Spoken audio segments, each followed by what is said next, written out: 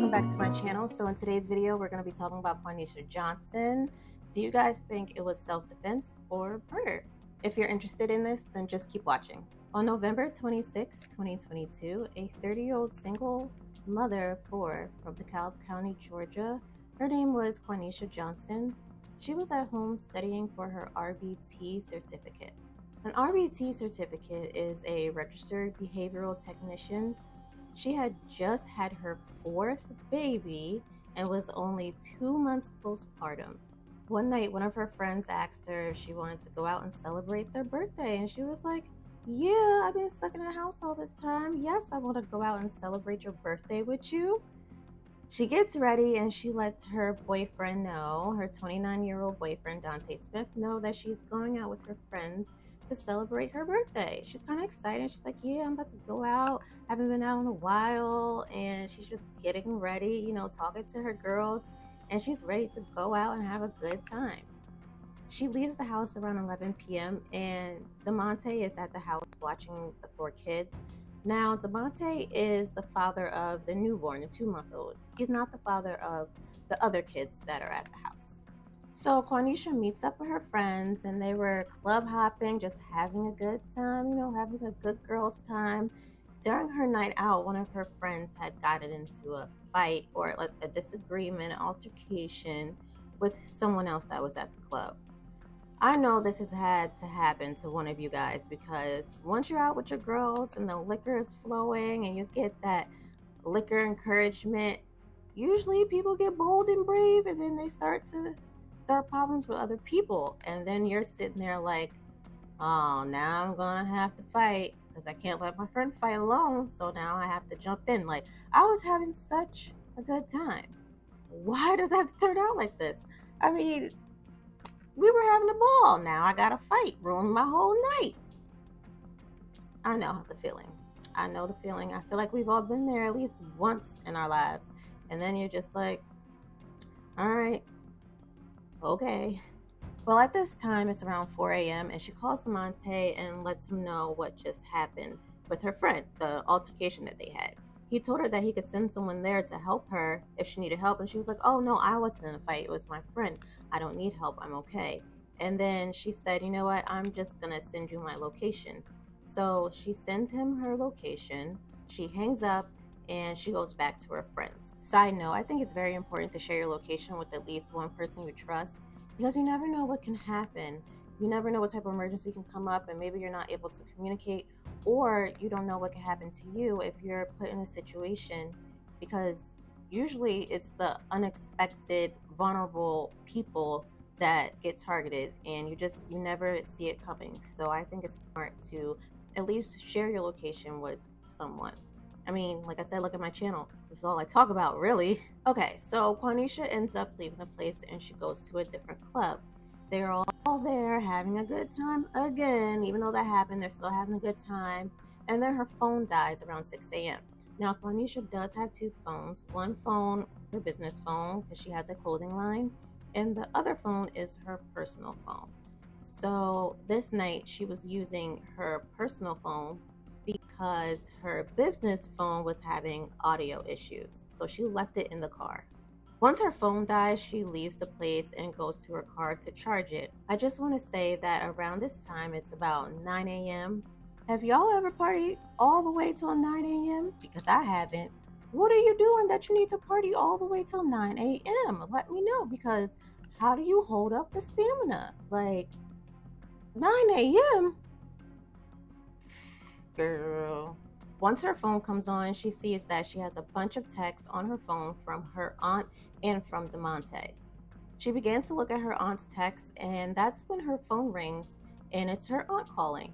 So she answers the phone, and when she's on the phone with her aunt lets her know that her other aunt is on the phone, so they're on three-way right now. Her aunt is hysterical and asks her, where has she been? Because DeMonte told her that she was in a fight and they had been worried about her, calling hospitals, calling police departments, trying to make sure she's okay and figure out if she's okay. She's like, "Well, I told DeMonte where I was and I sent him my location. So he should have already knew where I was, and all of this basically should not be happening." She said that she sent him her location and she was just letting them know that everything was okay, she was all right, nothing was going on. Then her aunt asked Monte on the call, and he is pissed. When I say pissed, I mean he is over the moon. He is just mad. You can hear it all in his voice. And he says to her, "Where the F have you been at?" She's like, "I sent you my location. What are you talking about? You should know where I'm at. And why are you acting like this?" And he says, "When you get home, I'm going to beat your." So she knew that he was very upset and she knew that he was not joking. So Demonte is so mad that he decided to contact his ex-girlfriend and ask her if he can come over. And she was like, "Yeah, you can come over." So then she orders him an Uber. But he doesn't get an Uber because no one was home to watch the kids and he couldn't leave them alone. So he just sits there and waits. She finally receives the text messages that were sent to her phone when it was dead. And she saw the text messages from Demonte saying, "When you get home, I'm going to beat your on Crip." So you know he is not joking. After seeing this text message, she starts freaking out because she knows he is not playing. He is not joking. She knows when she gets home, he is going to beat her up badly. Quaneesha took this threat so seriously because he had physically assaulted her before. Just a couple weeks ago, after she just had her newborn baby, Demonte was angry and furious about something that she had done. He came over to her, slammed her face into the floor, stood over her, and shook her viciously. There is proof of this because Quaneesha had texted Demonte's mom, letting her know what just happened to her and what her son did to her. She was asking for help and she wanted her to come get her son so he could be far, far, far away from her. Now, she didn't involve the police. She said she wasn't trying to get him in trouble because she knew the situation that he was already in. Now, the situation he was already in was that he had just gotten out of jail. I just want to interject right here and say if you are ever put in this type of situation, do not think about protecting the person who is hurting you.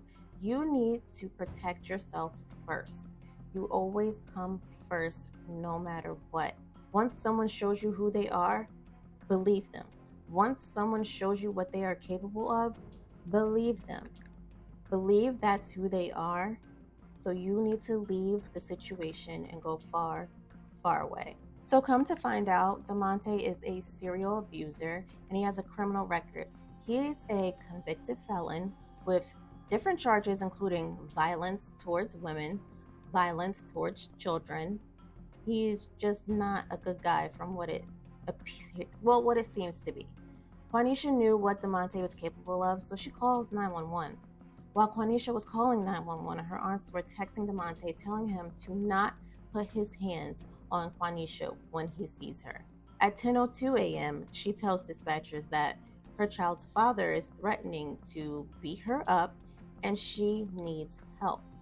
She needs help. She's asking for help. Here's what she had to say. Okay, what's going on at the location? Okay, what's your name? Quaneesha, Quaneesha Johnson. And what do you need an escort for? Are you just trying to gather belongings, or? No, I live there. The house that I need, I just see him. He's threatening to hurt me, so I just want some people from those conversations. Okay. And what does he look like? He's licensed, he has dreads, there's a set on his face, medium build, 5'4". Does he have any weapons? No, that's all that's it. Okay. We'll go ahead and get somebody out there. You said you're about 9 minutes? Yeah. Okay. All right, I'll go ahead and put a call in. Thank you. No problem. I'll put someone in there for you. During the call, she lets them know about the previous physical abuse that Demonte had done to her. They ask her if he has any weapons in the house, and she says no. The dispatcher lets her know that she's sending the police her way. Quaneesha lets them know that she's about 30 minutes away from home and they can meet her there. An officer gets to Quaneesha's house before Quaneesha does, and she lets Quaneesha know that she's there. Quaneesha says that she's about 10 to 15 minutes away from her house, and she begs the officer not to leave because she does not want to be alone and have to go in her house alone. Soon after the officer told her that she was there and waiting, she lets Quaneesha know that she has been dispatched to a different location. She tells her to call 911 back so she can be dispatched back to her residence to help her out. She instructs her to wait in her car. Do not go inside of the residence. She said just wait there, call 911. When she gets there, she calls 911 at 11:04 a.m., letting them know that she has arrived at her residence and she's waiting to go inside. She's not going to go in there alone. She's waiting for them and she's there. She said she needs an escort. Please come. The issue was between yourself and who else? My boyfriend. Okay, is he there right now? Yes, he is. I don't want to know this is to come in. They told me to meet them at the end of the cul-de-sac. Oh. So are you waiting in the cul-de-sac or he's there in the cul-de-sac? He's in the house. I'm waiting at the cul-de-sac, but I'm in the foot. Okay, are you going to be on foot or in the vehicle? I'm in the vehicle. I'm in the white dash ring. All right, one moment. To your knowledge, are there any weapons or alcohol along? No. I mean, I'm licensed to carry, but my weapon is with me. It's not inside my food. Okay, what is your name? Quaneesha Johnson. Quaneesha Johnson. Okay, we'll get the police out there, okay? Thank you. You're welcome, bye. Quaneesha dozes off while she's waiting for them because she's waiting so long. But I do have to say that maybe she was dozing off as well because, you know, she was out there partying all the way up until 10 a.m. She was doing her thing. So, girl, those are probably the two reasons why you dozed off. But anyways, she calls for the third time at 11:40 a.m. to see what's going on because she has been waiting a long time and she doesn't want to go into the house alone. She even tells him that he sounded very upset and angry over the phone. So please come with me to go inside of my house. 796 emergency. Okay, how can I help you? I was told that someone was out here. She told me to call you guys back and let you know that when I got closer to my destination, I'm actually here at Thompson's. I've been here for about an hour, and I called again. I know dispatcher spoke to you for me to dispatch someone and I was in the area. I'm still sitting here trying to one house that the person down there doesn't lie and sitting here in the house setting. Okay, are you Miss Johnson? I mean, Oh, okay, I see the call. Yeah, we still have the call. They're gonna come out there and meet with you. You in a Dodge Ram? I am. My kids is in the house though. I don't know what this person is on. I don't know how it's gonna react. I have a newborn and a 4 and a 7-year-old in the house. I don't want to go in there and anything. Right, and so they're gonna come out and assist you with it. She was here. She told me that she was going to go around the corner. They had another call. They were dispatched on. She told me to call them immediately and I got here, but I don't know. I didn't get the hour. I'm looking at the call that, I'm not sure about any previous call, but this call that we're coming back out to, we got at 11:04, a little under 30 minutes ago. Yeah, I called twice. That was my second call. She looks at her security cameras that are placed throughout her house and she notices that the security camera in her bedroom had been turned around. She knows something is not right, so she triggers the alarm system. By her triggering the alarm system, it alerts 911. So 911 calls her and she lets them know that she needs police sent to her house because she is afraid of what her boyfriend might do. And she also lets them know that her kids are in her house and she can't see what's going on. She doesn't know what's going on. She's worried for everyone's safety. This is the fourth attempt of having the police come to her house. And I just want to say that her aunts were still on the phone with her during this whole entire time. This whole time she was using her business phone to make the 911 calls. She was like, this is ridiculous. I've been asking for help. I told you I'm afraid, I'm scared. This is my fourth attempt of having you guys to come and help me. I need help immediately. Like, this is ridiculous. Why is this taking so long? It should be a top priority for them. We all know the outcome that could happen from domestic violence. This is very serious. Well, even though she has requested the police 4 different times, she still sits there and waits for help. After waiting God knows how long for help to come, she decides, you know what? I'm going to find my own help. So she drives around her neighborhood looking for a police officer. She finally finds a police officer. She flags him down and she tells them, "Can you please come to my house? I need help." She tells him that she has her 3 little children there at her house and she's been waiting for someone to come. Well, not someone, she's been waiting for an officer to come to escort her inside of her house. She shows the officer the text messages that she received from DeMonte. She shows them the camera footage, and the officer's like, "Okay, I'll come with you back to your residence." The officer knocks on the door and asks for DeMonte to come out. DeMonte does not respond. He does not open the door. He doesn't acknowledge the police officers at all. The officers ask Quaneesha if there are any weapons in the home, and she says, "No, there's no weapons in the home, only like kitchen knives and stuff, like no, pow-pows." She informs them that she has a license to carry and she has her pow-pow on her, and they asked her if she could put it in the car, put it away, just for everyone's safety. They then asked Quaneesha to unlock the door and push it open and to step back.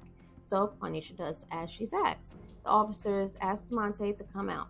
Some time goes by and he eventually comes outside, but he's holding their 2-month-old daughter, and the baby only has on a soiled diaper. I want to remind you that it is the end of November and it's cold outside, and he brings his newborn baby outside without any clothes on, without any protection, and it's cold. Of course, Quaneesha reacts after seeing her baby outside in the cold, half naked, and she reaches for her baby and says, "I want to take my baby back inside of the house." DeMonte doesn't let her take her. The officer tells DeMonte to give Quaneesha the baby. The officer reaches for the baby, but DeMonte pulls his arms away from her, refusing to give the officer the baby. So now Quaneesha and DeMonte start arguing back and forth while officers are still standing there. He said stuff to her like, "B, this is my baby too. You weren't worried about her when you were out there being a thought," and other things he says to her that were not nice. She responded and said things that weren't nice back. She said things like, "That's not even your baby. Your name's not even on the birth certificate. I'm going to disappear again for 3 hours. What are you going to do then?" Officers start to ask Quaneesha questions regarding residency. She is very upset and heated at this time. I mean, they're going back and forth, they're arguing. So she's talking over the officer while the officer's trying to ask her questions. She's just all over the place because he's there, he's saying things to her, she's saying things back, the officers are there. It's just a lot going on. So she says that she wants them to remove DeMonte from her home. Officers tell DeMonte to put the baby back in the house. Quaneesha says as DeMonte was walking past her to put the baby back in the house, he said, "As soon as the police leave, I'm going to beat your..." She asked the police, "Did you just hear what he said to me? Did you hear what he said? He said as soon as you leave, he's going to beat my..." Police say that they didn't hear him say this, but like I said, Quaneesha's aunts were still on the phone and they heard DeMonte say that. Quaneesha asked the police, "What happens if I defend myself?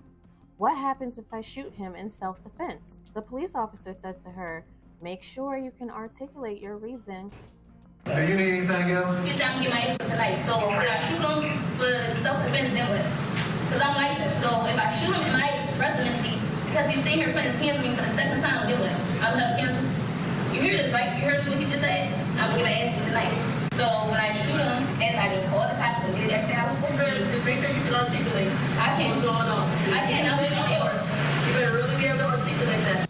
So the police tell them to go cool off and to go back inside the house because they're not listening to their directions, what they're telling them to do. They decided that the situation wasn't escalated enough for them to stay. I believe this is when DeMonte goes inside and talks to his ex-girlfriend again, and then she orders another Uber for him. I don't know why the police left if they knew this was the situation. Like I said before, domestic violence is very dangerous. If there hasn't been an incident of a physical altercation, I feel like they could have at least made one of them sleep somewhere else for the night. I mean, separate them, especially if they are still arguing and emotions are high and people are heated. I think this was a bad call on the police part. The house was only leased in her name. They could have had him leave and spend the night somewhere else. After she enters the house, she gives her phone to her 2 young daughters and tells them to call the police and to let them know that they are scared. She said she hoped by them calling 911, they would actually come back and help her. She has the tire iron in her hand and she goes towards the second floor of her house to go and get her 2-month-old. Her and DeMonte meet up in the hallway. She's standing there, he's standing there, and then he starts saying to her, "You're a police for calling the cops. I'm going to beat your..." Quaneesha says, "If you hit me, I'm going to hit you with this." And then she shows him the tire iron and he says, "I'm going to really F you up. Stop playing with me, cuz." She says that he charges at her, he lunges at her, and she shoots him 1 time and then she says, "Bye, bye." Now, one of her daughters is peeking up the stairs to see what is going on. I mean, can you imagine? She hears all this commotion. Her mother tells her to call the police. She's peeking to see what is going on. The 7-year-old daughter says she can't see DeMonte, but she can see a little bit of her mother, and then she hears a shot. The daughter also gave a confusing testimony at one time saying that DeMonte hit her mother. Then she said that she hit him. At another time, she was saying that he actually didn't hit her mother and that her mother hit him. Like, she was kind of saying 2 different things. But like I said, she was 7 years old at that time. Right now, she is 8, but she was 7 years old at that time. Now, when your mom came into the house that day, she asked you to call 911? Yes. She gave you her phone? Yes. And did you know that there were police already outside that day? No. Okay. Did she tell you why she wanted you to call 911? Cause he was hitting her. Okay. And was she scared that he was going to hit her? I don't know. Objection, personal knowledge.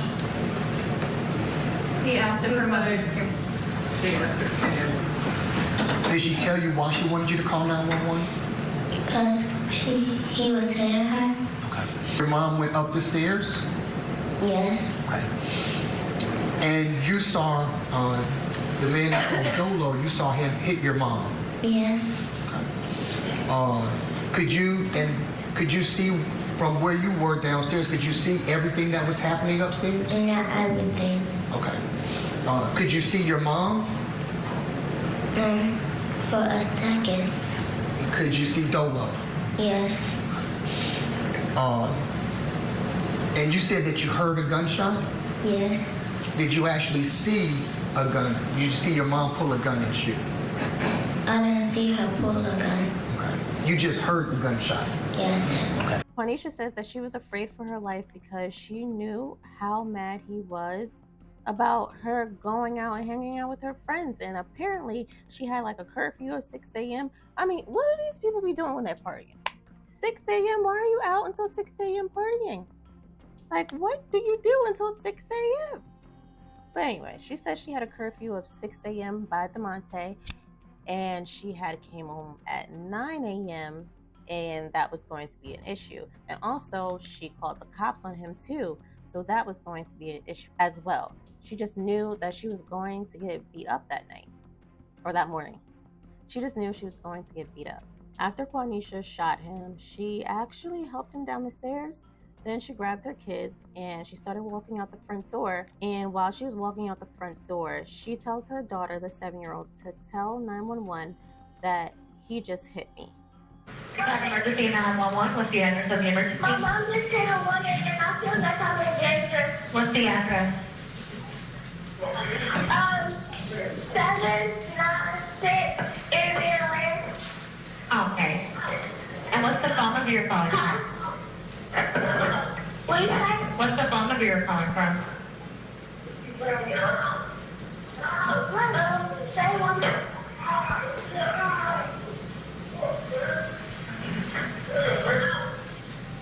Hello, can you hear me? Hello? Hello? Yes. What's your name? Okay. Do you know the phone number you're calling from? Do you know the phone number you're calling from? I don't even know. She just hit my mom. Who just hit your mom? Man. How does she know him? Is that her friend, her boyfriend? Who is it? It was, While this whole thing is going on, police are still outside of the house. From earlier, police are still there. They haven't left the residence yet. DeMonte comes stumbling out the house and he says, "She hit me in the head with a metal thing and she shot me. Hurry up before I die." And then he collapsed into the officer's arms.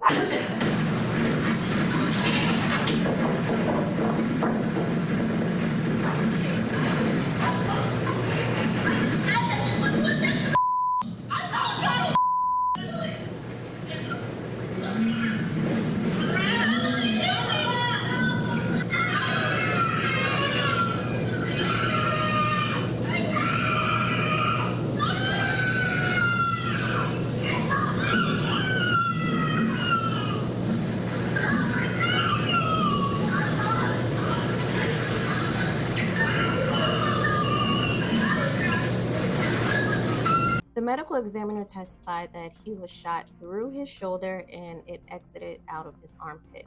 He also said he didn't see any other abrasions on him that shows that he was hit violently with a tire iron. He could not tell if this was self-defense or not. So afterwards, she goes to the police department and she tells them that DeMonte did not hit her that night. He did not physically assault her at all, even though she told her 7-year-old daughter to tell the police that DeMonte had hit her. She was charged with malice murder, voluntary manslaughter, aggravated assault, and cruelty to children. Quaneesha says that she did not want this to happen. That's why she made so many calls to 911. That's why she tried to get help over and over and over again. But she said they failed her and she had to do something. She is completely shaken up and devastated about what happened, and she feels like she had no choice. She believes she was in serious danger. Ms. Johnson, how did it make you feel knowing what had happened?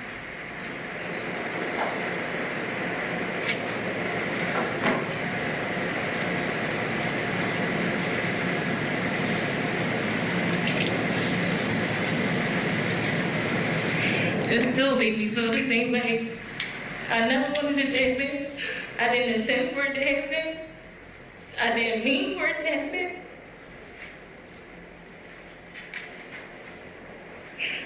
But in that moment, you felt like you had to defend yourself. I did. No further questions, Lynn. Judge, may we take a break for Ms. Johnson? Yes.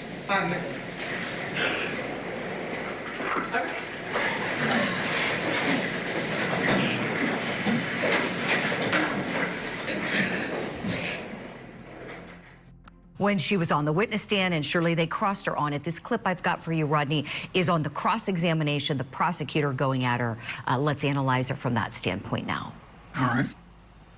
And you shoot him, and then you say bye. But on direct, you said you kind of blacked out, right? Yes. And your last words to the dying man were bye multiple times. Yes, I don't recall saying it. Had I been to my senses, I wouldn't have, but yes, I did say bye. Okay. But you tell detectives what you did was you kind of followed him down the stairs and made sure he was okay. I did. Okay. But you didn't do that because you said bye, and that's the only thing that's heard, right? I did walk him down the steps. Okay, Rodney, do you detect any deception there? So the biggest thing when he starts to ask her, did you say bye? We notice there's a slight shoulder shrug, and she shakes her head and she says, I don't recall that. And she throws this slight shoulder shrug. And as we see that shoulder shrug, coupled with the shaking of the head no, which we always affirm to be in the negative, that shoulder shrug in itself says, I'm a bit uncertain. I'm not 100% sure. There's a possibility I did, there's a possibility I didn't. But then when he asked her, but you did follow him downstairs, Her congruency with yes and her congruencies with no's seem to be on point. Quaneesha was acquitted on charges of malice murder, but was found guilty of voluntary manslaughter, aggravated assault, and cruelty to children. Michael, your reaction to this verdict? Well, it's a mixed reaction, right? There's obviously disappointment because I really truly believed in Ms. Johnson's innocence. But at the same time, I understand what she just escaped, which is in Georgia, felony murder, malice murder carries a minimum of life in prison, a maximum of life in prison without parole. And with the life with parole, you have to do 30 before you're eligible. So I know what she just walked away from when the jury found the lesser included of manslaughter, along with the other along with the other charges. So Ms. Johnson goes from possibly spending 30 years in jail to the opportunity now for us to argue all of the things we argued in court and have her sentence mitigated significantly, potentially as low as probation. It's sad. I mean, they say people show no remorse. I'm very remorseful. Just because I don't sit there and cry, and I can't cry on cue. I'm mentally disturbed and whole, you know. I can't express it enough. Like, I love Demonte to death, and I still to this day and I will always. What would you change about that night if you could go back? What I would change? Probably would have. I mean, I didn't know where to go, but you know, if I could have got my kids and left, which I was aiming to do. I don't really think there was anything else that I could have changed. You know, that was my home, my kids was in there. All I wanted to do was retrieve my kids. She was sentenced to 20 years of voluntary manslaughter with 10 years confinement and 10 years of probation. The years Quaneesha was sentenced to serve under confinement will be split 5 years in prison and 5 years under house arrest. She will remain out of prison while she appeals her case.